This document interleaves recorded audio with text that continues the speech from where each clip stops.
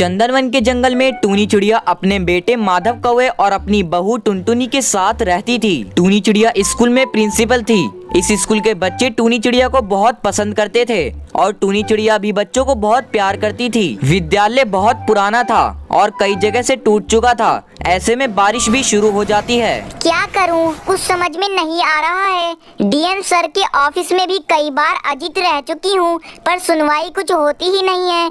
आज मैं खुद ही जाकर डीएम सर से मिलूंगी और अपनी समस्या उन्हें बताऊंगी। शाम को स्कूल की छुट्टी के बाद टूनी चिड़िया उस जंगल के डीएम के पास जाती है। सर, मैं कई बार अपनी स्कूल की मरम्मत के लिए अजित रह चुकी हूँ, लेकिन अभी तक मुझे कोई फंड नहीं मिला। विद्यालय अंदर से पूरा टूट चुका है और ऊपर से भी बारिश हो रही है। भगवान न करे अनहोनी हो गई तो मैं क्या करूँगी। देखिए बहन जी, मैं इस मामले में आपकी कोई मदद नहीं कर सकता। ये सरकारी मामला है, इसमें देर तो लगेगी ही। टूनी चिड़िया फिर से एक चिट्ठी लिखती है और फिर से डीएम ऑफिस में जमा कर घर चली जाती है। इस तरह कुछ दिन गुजर जाते हैं। एक रात बहुत तेज बारिश हो रही थी और विद्यालय पानी में बह जाता है। इसी बात के लिए मैं डर रही थी। चलो अच्छा हुआ कि इस स्कूल का भवन राही नहीं गिरा, वरना कई बच्चे घायल हो जाते। इस तरह स्कूल बंद हो जाता है। एक दिन टूनी चिड़िया अपनी सास को उदास देखकर उससे पूछती है, क्या हुआ माँ जी, जब से स्कूल टूटा है आप बहुत परेशान हैं। अब आपकी इसमें क्या गलती है। टूनी तो बिल्कुल सही कह रही है। स्कूल टूटने की वजह से बच्चे स्कूल नहीं जा पा रहे हैं। दिन भर बस इधर उधर घूम रहे हैं। उनका भविष्य बर्बाद हो रहा है। यही देखकर मैं परेशान हूँ। मैं अपने विद्यार्थियों का भविष्य बर्बाद होते हुए नहीं देख सकती। माँ जी आप चिंता मत करिए, मैं कुछ सोचती हूँ, शायद आपकी समस्या का समाधान हो जाए। तभी टूनी चिड़िया का पति माधव कौवा ऑफिस से घर आता है।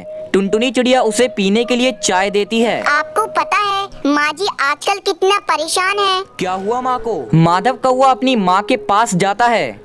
माँ तू क्यों परेशान है? सब ठीक है ना? तेरी तबीयत तो ठीक है ना? हाँ बेटा, मेरी तबीयत बिल्कुल ठीक है, लेकिन मैं अपने विद्यार्थियों का भविष्य लेकर चिंतित हूँ। स्कूल टूटे हुए 1 महीना गुजर चुका है। सरकार है कि कुछ सुनती ही नहीं है और बच्चे पढ़ाई लिखाई छोड़कर आवारागर्दी कर रहे हैं। ऐसे में तू ही बता मैं क्या करूँ।